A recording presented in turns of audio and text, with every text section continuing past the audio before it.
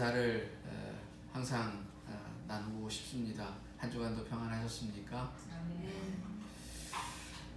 오늘날 우리가 살아가는 이 시대를 초융합의 시대라고 말들을 합니다. 초융합의 시대란 사실 이제 우리가 어떤 한 분야에서 전문적인 기술을 갖거나 지식을 갖는 것을 굉장히 예전에는 그게 좀 더 우선되어지는 삶의 양식이었는데 비해서 오늘날은 어느 한 분야에서만 전문 지식을 갖는다라고 해서 그게 다가 아니라 그것을 더욱 발전시키고 또 그것을 더욱 창의적으로 혁신적으로 만들어갈 수 있기 위해서는 다른 여타의 것들에 대하여서도 지식들을 가지고 있어야 한다. 그래서 실제로 오늘날의 대학에서는 학문 간의 통합을 넘어서서 통섭을 한다라고 이야기를 하죠. 그리고 또 대기업의 경우에는 기술직 사원들, 이과를 전공한 기술직 사원들을 뽑아놓고 따로 시간을 내서 인문학 교육을 한다라고 해요. 왜냐하면 기술에 대한 전문 지식만 가지고 있으면 사실 그 기술을 통해서 인류를 좀 더 제대로 또 평화롭게 살아가게 하는 그런 기술이 되기도 할 수 있지만 한편으로는 그 기술이 악용되어질 수도 있잖아요. 그래서 서로를 죽고 또 서로를 죽이는 그런 어떤 살상 무기를 만드는 데 사용이 되어질 수도 있기 때문에 무엇보다도 우리가 서로를 사랑하고 또 공동으로 함께 더불어 살아가는 그런 삶의 양식들을 우리가 제대로 이 기술적으로 또한 이루어내기 위해서는 결국 인문학적인 소양도 필요하다. 그렇기 때문에 일부러라도 그런 교육을 따로 시키고 있는 겁니다. 그래서 오늘날은 이처럼 여러 가지 학문 간에도 또 문화 간에도 또 우리가 살아가는 이 세상의 경계도 그 경계를 넘어서서 서로 화합하고 또 서로 이렇게 서로가 상생하는 그런 모습들을 만들어 가려고 많은 노력들을 합니다. 경계를 넘어서야 한다는 얘기를 그래서 많이 이야기를 해요. 그리고 그 경계를 넘어서야 우리가 우물 안의 개구리가 아니라 좀 더 넓은 세계에 그리고 또 좀 더 넓은 그런 삶을 살아갈 수 있다. 그리고 또 다른 이를 이해하고 양해하고 또 관용하고 포용하는 일에 있어서도 이제 경계를 넘어서는 일이 굉장히 중요하다. 그렇게들 이야기를 합니다. 자, 그런데 우리가 성경을 읽다 보면 사실 경계를 넘어서는 일뿐만 아니라 경계를 명확히 하는 일도 굉장히 중요합니다. 하나님의 백성들이 하나님의 약속의 땅으로 가는 데 있어서 그 여정을 살펴보면 경계를 끊임없이 넘어갑니다. 그런데 그 경계를 넘어가면서 그 안에서 하나님의 백성으로서의 명확한 경계를 또한 가져야 한다라는 것.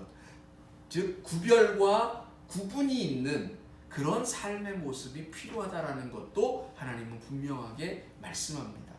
그래서 어떤 그런 경계를 넘어설 때에 그 넘어서는 것뿐만 아니라 넘어섬 속에서 내가 하나님의 백성으로서 하나님 백성다운 그런 삶을 위해서 지켜야 할 그러한 자세와 모습을 이야기하는 것입니다.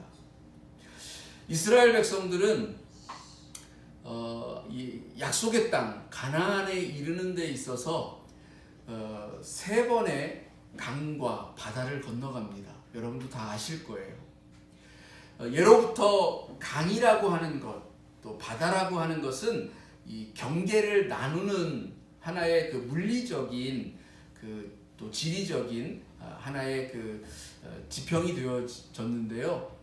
여러분들 아브라함은 원래 살던 고향이 어디였죠? 갈대아 우르 땅이었습니다. 이 땅은 메소포타미아 문명이 발흥했던 곳이고 또 수메르 문명이 오랫동안 번성을 누렸던 지역입니다. 근데 이 아브라함이 하나님으로부터 부르심을 받아서 어디로 가죠? 하란을 지나서 이제 가나안 땅으로 가게 되어집니다. 그런데 이 갈대아 우르에서 가나안으로 들어가기 위해서는 반드시 건너야 할 강이 있습니다. 그게 바로 유브라데 강입니다. 이 유브라데 강을 건너야만 약속의 땅으로 들어갈 수 있는데, 그래서 강 이편과 저편이 나누어집니다.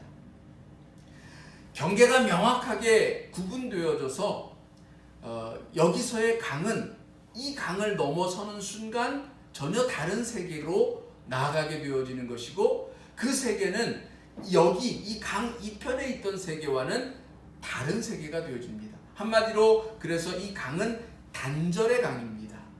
끊어내고 더 이상 돌이키지 않아야 할 과거의 강이 되어지는 것입니다. 사실 그래요. 문학적으로도 우리가 그 괴테의 소설 등에서 보면 레테의 강이라고 하는 기억을 잃게 하는 망각의 강, 이 강을 건너가면 이제 이 세상을 떠나서 저 세상으로 가는, 우리 그 노 부부의 애틋한 사랑 이야기를 그린 다큐멘터리 제목이 있죠. 니마 그 강을 건너지 마오. 여기서도 강도 그 강을 건너는 순간 이제 이승과 저승으로 나뉘어져서 다시는 볼 수 없는 완벽한 단절이 되어지는 그런 경계를 의미합니다. 그러니까 아브라함이 하나님으로부터 부르심을 받아서 이 갈대아 우르를 떠나서 유브라데 강을 건너는 그 순간, 그 강을 건너게 되어지면 이제 우르 땅에 있었던 그곳에서의 삶의 모습들은 단절되어지고 새로운 삶이 펼쳐지고 새로운 삶으로 하나님이 인도하신다라는 것을 말씀하시는 거예요. 그러면 강 이편에 있던 갈대아 우르 땅에서의 삶의 모습은 어떤 것이었느냐 하는 거죠. 그곳에서의 삶은 어떤 것이었습니까? 성경은 우리들에게 말해주기를 아브라함의 아버지 데라가 직업이 뭐였나요? 우상을 새기는 일을 했다라고 말해주고 있습니다. 예전에는 뭐 지금도 대부분 마찬가지인데 아버지가 어떤 직업을 가지고 있으면 대부분 자식이 그 직업을 물려받게 되어지죠. 그러니까 아브라함도 어려서부터 아버지 밑에서 그런 일들을 하면서 자랐을 거예요. 그러니까 강 이편에서의 삶이라고 하는 것은 우상을 새기는 삶이었습니다. 보이는 것, 물질적인 것, 이것이 우리의 삶을 주관하는 진짜라는 진리라고 하는 것인 줄 알고 살던 삶이에요. 그런데 하나님은 이제 그 삶을 떠나서 강을 건너라고 하십니다. 이 유브라데 강을 건너가면 어떤 삶이냐? 보이지 않는 세계를 믿는 믿음의 삶으로 나아가게 하는 겁니다. 예전에 우상을 새기는 것은 내 눈에 보이는 신을 만들어서 내 눈에 보이는 그 신을 믿는 삶이었어요. 내 눈에 보이지 않는 신은 믿음의 대상이 아닙니다. 내가 확실하게 만질 수 있고 볼 수 있는 그 신만이 믿음의 대상이에요. 그런데 하나님은 그게 가짜라는 거예요. 이제는 보이지 않는 것을 믿는 삶으로 나아가게 하시겠다라는 거예요. 그래서 아브라함에게 너는 내게 지시하는 땅으로 가라 이렇게 말씀하시죠. 근데 그곳이 어딘지 몰라요. 아브라함은 어느 땅인지 명확하게 들은 바가 없어요. 그냥 가라 하시니까. 그래서 히브리 기자는 뭐라고 이야기합니까? 아브라함이 그가 갈 바를 알지 못하고 믿음을 따라갔다라고 했습니다. 갈 바를 몰랐어요. 어디로 가는지 명확하게 하나님이 지명을 해주신 게 아니에요. 그냥 가라 하시니까 짐을 꾸려서 떠난 겁니다.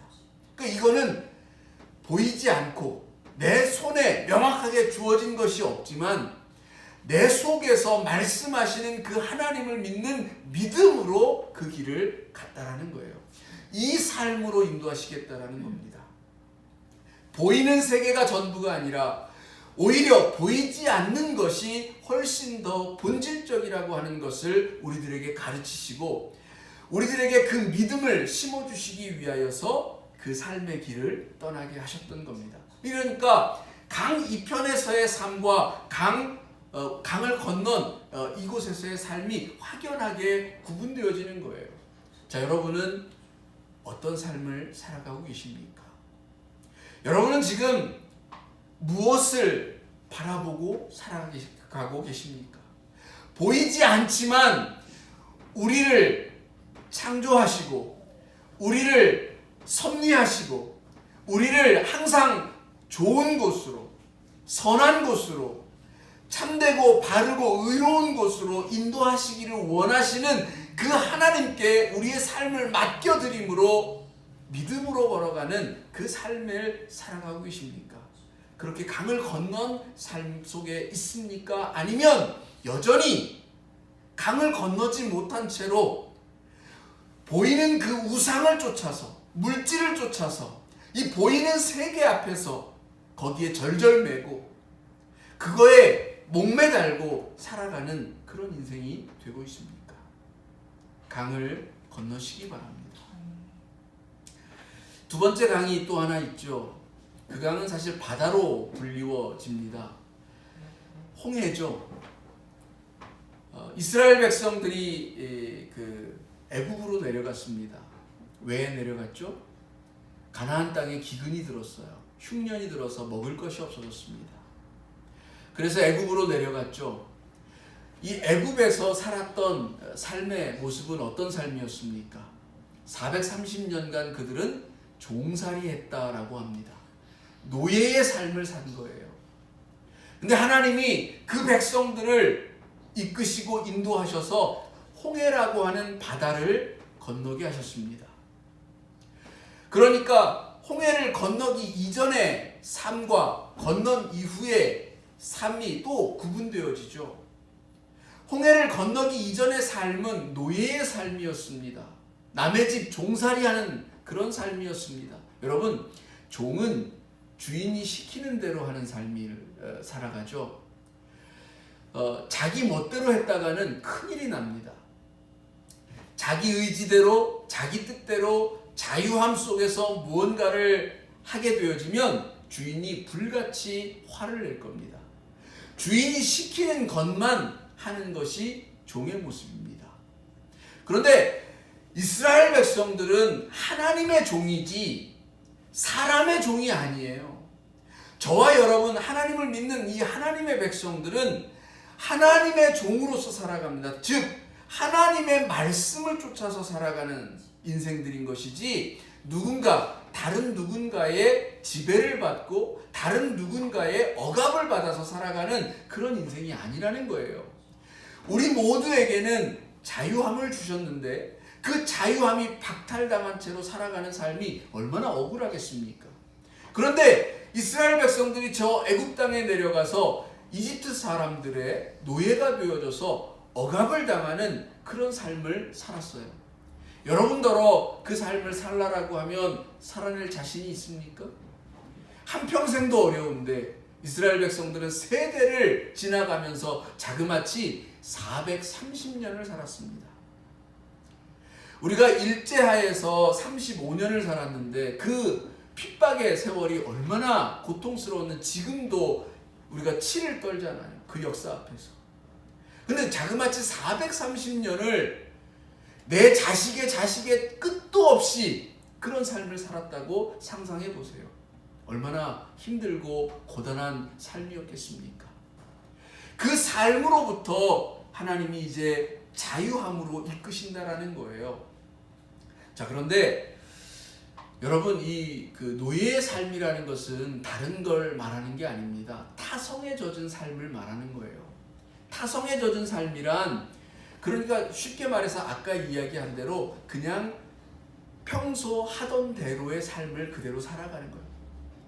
남들이 그냥 누군가가 시키는 대로 그 시키는 일만 하면서 살아가는 삶을 두고 말하는데, 여러분 신앙적으로 이야기하면요, 교회는 나와 있는데 그냥 습관처럼 오늘 주일이니까 그냥 교회 나와 앉아 있고 오늘 뭐 주일이니까 하나님 말씀 듣고 왠지 살아가다가 하나님 말씀 이렇게 한 번쯤 또 생각하고 묵상해야 될 것 같으니까 그냥 내가 불안하니까 타성에 젖어서 살아가는 신앙의 모습, 이게 노예의 삶과 다를 바가 없다라는 거예요. 자유인의 삶은 내가 의지적으로 찾고 구하는 거예요.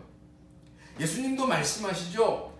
문을 두드려라, 찾으라, 구하라 말씀하시잖아요. 천국은 침노하는 자의 것이라고 말씀하시잖아요.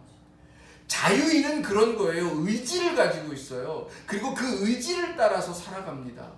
그런데 종은 의지가 있다 해도 그 의지대로 살아가질 않아요. 그리고 노예의 삶이 어느 정도 이렇게 타성에 젖게 되어지면 더 이상 그 의지를 발휘하려고 하지 않아요. 근데 우리 신앙도 마찬가지예요. 내가 적극적으로 하나님을 찾고 구하는 그 삶의 모습이 사라져버리고 그냥 어제와 같은 또 오늘 타성에 젖은 그런 삶을, 그런 신앙의 모습을 살아가고 있다면 그건 노예의 신앙이라고 할 수밖에 없는 거라는 거예요. 여러분의 삶의 자리에서 평소에 하나님을 얼마나 찾고 구하십니까? 일주일을 이렇게 지나오면서 한 번도 하나님 생각을 안 하다가 그냥 주일이니까 주일 됐네? 이렇게 나왔다면 여러분은 지금 타성에 젖은 노예의 신앙을 살아가고 있는 겁니다. 삶의 자리, 그 순간순간 하나님은 매 순간 우리와 함께 하기를 원해요. 그 삶을 나누기를 원해요. 그런데 내가 그 삶을 드리지를 않아. 하나님은 오늘 또 우리와 함께 그 순간순간을 나누고 기쁠 때 함께 기뻐하고 슬플 때 함께 눈물 흘리고 위로하기를 원하는데 우리는 하나님께 그 모든 것들을 나누지도 않으려 하고 드리지도 않으려 하려고 그냥 내 멋대로 살아가다가 그냥 주일이 되어서 한번 하나님을 찾고 땡! 그걸로 끝. 그리고 또다시 세상으로 가서 그냥 내 맘대로 살아갑니다. 이 삶의 모습을 버려야 한다. 홍해를 건넌다라는 것은 바로 그런 겁니다. 노예의 삶으로부터 이제 자유인의 삶으로 변화하는 거예요. 여러분은 지금 홍해를 건너셨습니까? 홍해를 건너야 합니다. 그 홍해를 건너야 하나님의 약속의 땅으로 걸어갈 수 있는 거예요. 이 강을 건너지 않으면, 이 바다를 건너지 않으면 계속해서 우리는 430년간 살아왔던 저 노예의 삶을 그냥 그대로 살아가는 겁니다. 편할 수 있죠. 우리 그 공무원 사회를 그렇게 표현들을 하죠. 변화도 별로 없고 혁신적이지도 않고 창의적이지도 않고. 왜? 그냥 시키는 대로만 하면 그게 제일 편한 거예요. 괜히 엉뚱한 거 했다가 욕먹니 보다는 그냥 조용하게 있는 게 그러면 발전이 없어요. 성장하지 못해요. 성경은 우리들에게 그리스도의 장성한 분량에 이르기까지 우리의 믿음이 성장하여 가라고 말합니다. 정체되어져서는 안 돼요. 어느 때까지 너희가 어린아이와 같이 젖먹이처럼 그 젖만 먹고 있겠느냐라는 거예요. 고기도 씹고 채소도 먹고 해야 되지 않겠냐. 자라가야 한다라는 거예요. 자라가려면 어떻게 해야 합니까? 이 노예의 삶, 타성에 젖은 이 신앙의 모습을 버리고 홍해를 건너야 하는 겁니다. 자, 세 번째, 마지막 강 하나가 남았죠? 무슨 강일까요? 오늘 본문의 요단강입니다. 이 요단강을 건너서 비로소 하나님의 약속의 땅으로 들어갑니다. 그런데 요단강 전에는 요단강 이편에 있었던 삶은 어떤 삶이었습니까? 광야의 삶이었습니다. 요단강 이편은 광야의 땅입니다. 여러분, 광야는 어떤 곳입니까? 시련과 고난의 장소입니다. 예수님도 시험을 당하시러 저 광야 속으로 걸어가셨고 수없는 어려움과 위기가 찾아오는 곳이 바로 이 광야입니다. 우리의 인생이 이 광야에서 이 광야를 헤매다가 거기서 끝나버릴 수도 있어요. 얼마나 억울할까요? 홍해까지 건넜는데 이제 마지막 한 관문, 이 관문만 넘어가면, 이 광야만 지나가면 저 요단강을 지나서 약속의 땅으로 들어갈 수 있는데 이 광야에서 헤매다가 죽어버린다면. 근데 이스라엘 백성들 1세대, 출애굽을 했던 1세대는 이 광야에서 모두 죽었습니다. 왜죠? 하나님은 믿음, 아까 얘기했던 아브라함을 처음 이끌 때처럼 보이지 않는 것을 믿는 그 믿음으로, 그 새로운 삶으로 인도하셨는데 이스라엘 백성들은 그 하나님을 자꾸 의심하는 거예요. 이 광야에서 위기가 닥쳐올 때, 시련이 닥쳐올 때 하나님을 원망합니다. 하나님께 자꾸만 불평을 쏟아놓습니다. 여러분, 우리에게도 시련이 찾아오죠. 위기가 찾아옵니다. 우리의 인생을 살아가 보면 수많은 난관을 맞이하게 됩니다. 그런데 이 난관 앞에서 주저앉고 절망하고 두려워하고 겁내서 뒤로 물러나는 이가 있는가 하면 하나님을 믿는 그 믿음 안에서 굳건하게 그 길을 걸어가고 마침내 그 어려움과 문제를 뚫고 그 시험을 통과하여서 나아가는 사람이 있다는 거예요. 하나님은 우리가 이 광야에서 헤매다 죽기를 원하시는 게 아닙니다. 하나님은 이 광야를 지나가기를 원하셔요. 이 시련을 지나서 넘어가기를 원하십니다. 그런데 우리는 이 시련에, 이 시험에 빠져서 그만 하나님을 원망하고 불평하고 하나님을 버립니다. 여러분, 우리가 시험 당하는 것의 대부분은 우리가 걱정하는 것에 있어요. 내가 물질 때문에 걱정하잖아요. 물질의 시험을 주십니다. 내가 몸에 건강에 대한 걱정과 두려움이 있잖아요. 그 건강으로 시험을 주십니다. 근데 그 시험에 빠져서 그 시험을 이기지 못하면 그냥 그 속에서 절망하고 죽어버리는 인생이 되는 거예요. 저 출애굽의 1세대처럼. 시험은, 하나님은 우리에게 시험을 주시는 이유를 명확하게 이야기하죠. 그 시험을 통해서 더 성장하고 더 잘하고 더 하나님 보시기에 큰 사람이 되어지기를 원하여서 그 시험은 통과하라고 주시는 거예요. 그런데 우리는 통과는커녕 그 시험 앞에서 두려워합니다. 홍해를 건널 때에도, 요단을 건널 때에도 중요한 건 뭡니까? 물이 넘실거리고 있는데 그 넘실거리고 있는 물 가운데로 내 발을 들여놓는 겁니다. 홍해를 건널 때에도 내 발을 들여놓아야 그 물이 갈라지고, 요단도 내 발을 들여놓아야 그 물이 갈라지는 거예요. 하나님을 믿는 믿음으로 이 시험을 이기리라고 하는 굳건한 믿음 안에서 발을 내딛어야 그 길이 열리고 그것이 하나님의 역사와 하나님의 도우심과 하나님의 섭리가 거기 작용하는 겁니다. 나의 믿음과 하나님의 섭리가 만나면 엄청난 시너지 효과가 나는 거예요. 그래서 시험도 이기고 한 단계 더 성장하고, 그래서 저 적과 꿀이 흐르는 약속의 땅에서 참된 평안을 누리는 겁니다. 여러분, 약속의 땅 가나안에 이르렀다라고 해서 거기에 시련이 없나요? 거기에 우상이 없나요? 거기에도 여전히 우상이 있고 여전히 시련이 있습니다. 저 가나안 땅에서도 이스라엘 백성들은 우상 앞에 또 시련 앞에서 굴복당했던 적이 많아요. 이 다음에 펼쳐지는 역사가 그거잖아요.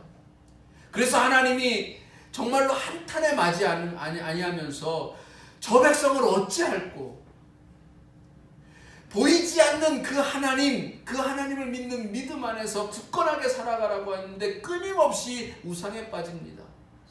가나안 땅에 이르러서 바알을 섬기고 아스타롯을 섬기고 아세라를 새겨서 섬기는 그런 일들이 끊임없이 벌어집니다. 문제가 닥치고 시련이 닥치면 하나님께 기도하고 하나님께 나아가서 하나님의 말씀을, 하나님의 언약을 기억하는 것이 아니라 제멋대로 하려고 하다가 결국 또 망하는 그런 삶을 끊임없이 반복하는 거예요. 우리도 그럴 수 있어요.